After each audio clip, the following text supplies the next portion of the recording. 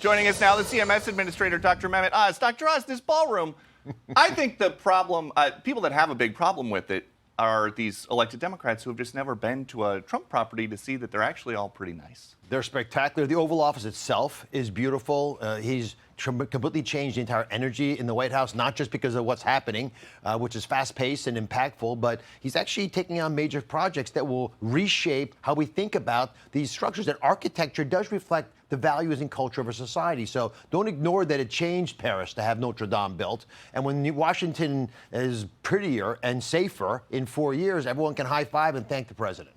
And I'm sure we'll have some kind of a healthcare event in that ballroom before President Trump's term is over.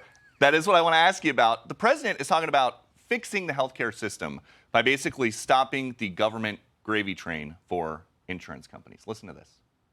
Obamacare, which is the Unaffordable Care Act, it is totally unaffordable. You see the kind of money the insurance companies are making.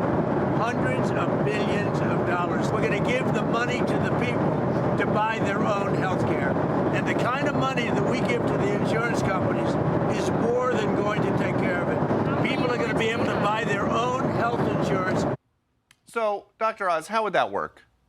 Well, we've got a couple issues we got to deal with to unpack what the president said. The Unaffordable Care Act is a clever way of reflecting on the reality that the system was created 15 years ago with a very different expectation and a very different promise to the American people. Restated simply, half the people were supposed to be in an exchange where they would use their money to drive quality and buy at the right price. Half was supposed to be government subsidized for people who couldn't afford it. What's happened? By putting so much federal money into the system, you bid up all the prices. Yes, you pay the insurance companies, are doing just fine, but the entire system now gets fat. And then folks who are trying to enter and buy insurance in the exchanges can't afford it anymore. What happened during COVID was a lot worse because during COVID, and the Democrats know this because they made a short-term policy change that's going to expire at the end of this year on purpose. They knew it was a bad idea because it allowed people who had no idea that they have insurance to be given insurance. Let me give you the numbers. Think about this. Normally, health insurance, by the way, you normally use it. It's not like insurance for a house burning down. You hope you never use that. But generally speaking, 1 in 5 times you don't use your health insurance. The rest of the time, your prescriptions, paying doctor's bills, whatever. That number doubled once the Democrats added these COVID subsidies because they began to tell everybody you could have it for free. In fact, you could have Medicaid and be on the exchange. You could actually just get it by mistake. You could get it and not know about it. We think, Peter, this is critical.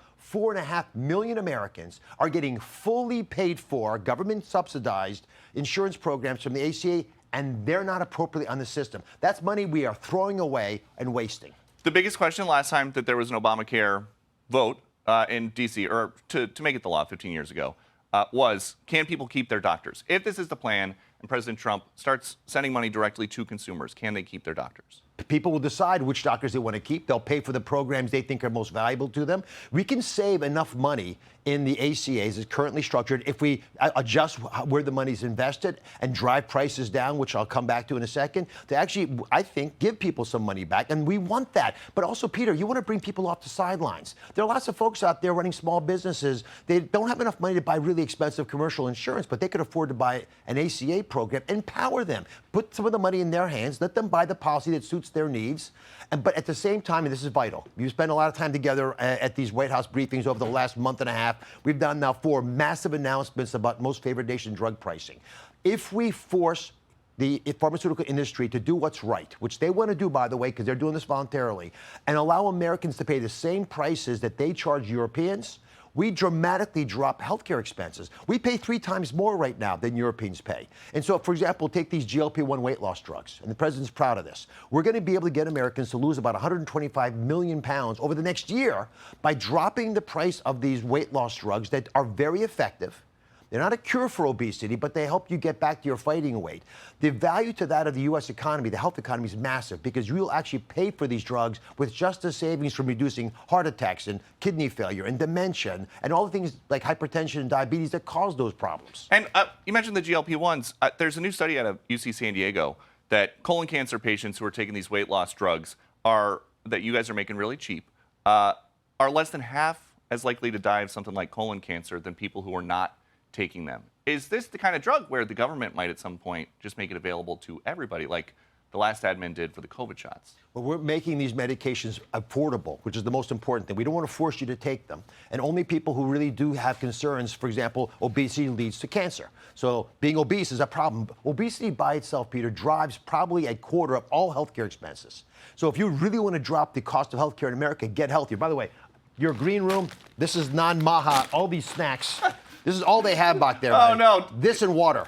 But getting people to eat better and exercise, which is Secretary Kennedy's primary mission. The reason he took the job was to get Maha into the agenda for the American people. Works. But if you can't lose weight by diet and exercise, then I do think taking these GLP-1 drugs is beneficial. They're rapidly progressing. We've got pills coming out now in March that these companies are offering. And if we can offer, for example, in Medicare for a $50 copay, at a total price to the taxpayer that's so much lower than it is now, probably 20% of this price, we're not throwing money at this problem. We're fixing the issue. You drop prices in that way, yeah, you can afford insurance. If you don't address the underlying cost of health care, as the president points out, it's going to become the Unaffordable Care Act. That doesn't help anybody. And the last thing I want to ask you about, there's a psychotherapist in New York. His name is Jonathan Alpert. He is now saying that Trump derangement syndrome is real.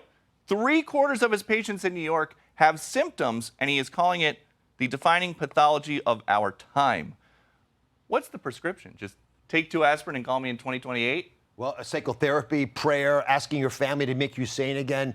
Maybe we should consider an ICD-10 billing code for Medicare for people with Trump derangement syndrome. It is such a pathological process. You can't have a rational discussion. Listen, you and I, we've had plenty of people come into our lives we disagree with. I'm fine with that. But at least have a rational and thoughtful conversation about what's really going down and start off with the same facts. That's why this debate about the ACA, to me, is so important for the country, because if we can get this done right, it's a good example of Republicans truly leading with better ideas, like we did with the One Big Beautiful Bill, which, by the way, had fixes for Obamacare in there. They got stripped out by the Democrats.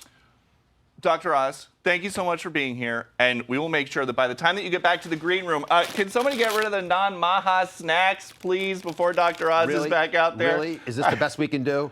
Well, it's a new show. Come back next month. Maybe we'll have some new snacks. I'm calling Secretary Kennedy from the green room. I'm telling on you. Oh, no. Thank you, Dr. Oz. Appreciate it. Hey everyone, I'm Emily Compagno. Catch me and my co-hosts Harris Faulkner and Kaylee McEnany on Outnumbered every weekday at 12 p.m. Eastern, or set your DVR. Also, don't forget to subscribe to the Fox News YouTube page for daily highlights.